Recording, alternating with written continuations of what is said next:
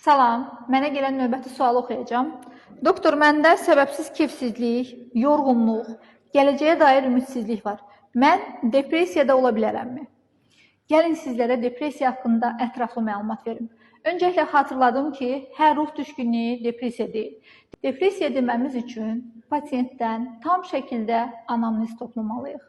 Əgər əlamətlər hər gün və 2 həftədən çox davam edirsə və xüsusi şkalalar vasitəsilə depressiya təsdiqlənirsə, sizdə də depressiya ola bilər. Depressiyanın əsas əlamətləri hansılardır?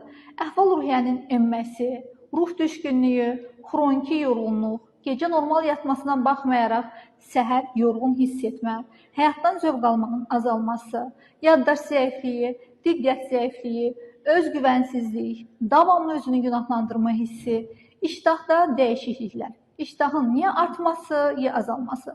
Bəzi pasiyentlər deyir, doktor, mən çox yeyirəm, amma kilo ala bilmirəm. Bəzi pasiyentlər isə deyir ki, doktor, mən heç nə yemirəm, amma hədsiz kilo alıram. Həmçinin yuxu problemləri. Ya yuxusuzluq, ya yuxululuq. Yuxusuzluq, yəni yuxuya getmədə çətinliklərin yaranması, yuxunu davam etdirmədə çətinliklərin yaranması və yaxud səhər oyanmada çətinliklərin yaranması. Yanaşı olaraq pasiyentlər yuxululuqdan da əziyyət çəkirlər.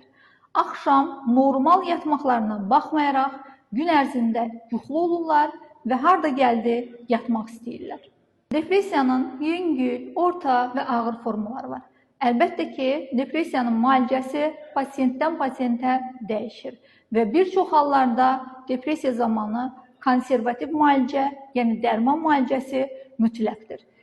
Əgər depressiya vaxtında müalicə edilməzsə, gələcəkdə pasiyentdə əmək qabiliyyətinin, iş qabiliyyətinin tamamilə enməsi və cəmiyyətdən təcrid olunması baş verə bilər. Ona görə də sadaladığım əlamətlərdən bir neçəsini özünüzdə görürsünüzsə, vaxtında doğru mütəxəssisə müraciət edin. Hər zaman sağlam olun.